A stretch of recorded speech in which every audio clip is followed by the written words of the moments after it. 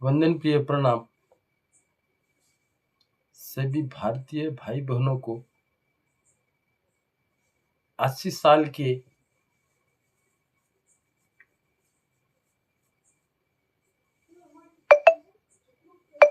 स्वतंत्र दिवस के अवसर पर मंगलमय शुभकामनाएं और शुभेच्छा देता हूं।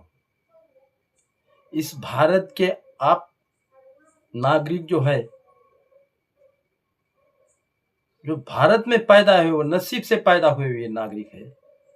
यहाँ पर हर डाल डाल पर सोने की चिड़िया करती है बसेरा, ये भारत देश है मेरा। इस तहत हिंदू विधि एक्ट जो बाबा साहब ने भी मान्य किया है, वो हिंदू विधि एक्ट किस लिए, क्यों, मिताक्षरा के संबंध में ये सब कुछ जानकारी मैं आपको सिर्फ 15 मिनट के अंदर बता देता हूं। मेरा ये कहना है कि हिंदू उत्तराधिकार संशोधन अधिनियम 2005 द्वारा हिंदू उत्तराधिकार विधि में कौन कौन से परिवर्तन किए गए हैं।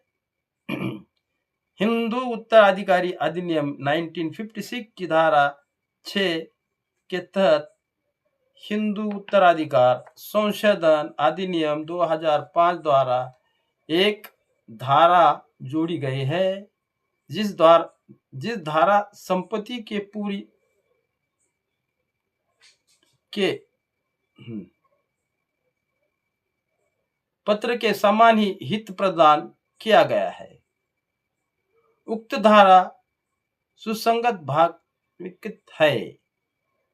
हिंदू उत्तराधिकार संशोधन अधिनियम 2005 के प्रारंभ से ही मिताक्षरा विधि द्वारा हिंदू कुटुंब में किसी सहदायक की पुत्री या पुत्र जन्म से ही अपने अधिकार के अधीन सहदायक होते हैं। जैसे पुत्र होता है वैसा पुत्री भी होती है। सहदायक संपत्ति के उसे अधिकार प्राप्त होगे तो जरूर मिलेंगे, यही मिताक्षरा कहती है। पुत्र हो या पुत्री हो, सहदायक के संपत्ति के संबंध में पुत्र के समान दायित्व के लिए वह हिंदू मिताक्षरा सहदायक प्रति किसी निर्देश के यह समझा जाएगा कि उसी सहदायक पुत्री के प्रति कोई निर्देश सम्मिलित है। परंतु इस उपधारा की कोई बात किसी व्यसन या अनुसार की जिसके अंतर्गत संपत्ति का ऐसा कोई विभाजन या वसीयती है जो 20 दिसंबर 2004 से पूर्व किया गया था, प्रभावित या विधि मान्य नियम है। कोई संपत्ति जिसके लिए कोई हिंदू नारी उपधारा के आधार पर हकदार बन जाती है, उसके द्वारा सहदायिका प्रगति सहित धारा की जाएगी। इस अधिनियम तत्स्वरूप किसी अन्य विधि में अंतर किसी बात से होते हुए भी धारा का विवरण योग्य संपत्ति के रूप में समझी जाएगी। जहां किसी हिंदू उत्तराधिकार संशोधन अधिनियम 2005 प्रारंभ में पश्चात मृत्यु किसी की हो जाती है, वहां मिताक्षरा विधि द्वारा किसी संयुक्त हिंदू कुटुंब के संपत्ति का उस पे हित सहदायक इस कारण उपलब्ध मिलती है। अधीन वसीयत या उत्तराधिकार द्वारा न्यायगत जाएगी, परंतु उत्तर जीविता के अधीन पर नहीं। सहदायिक संपत्ति इस प्रकार अभिजित की गई संपत्ति हो जाती है मानो विभाजन हो चुका था और पुत्री वही अंश पुत्री असंगठित आवंटित किया गया।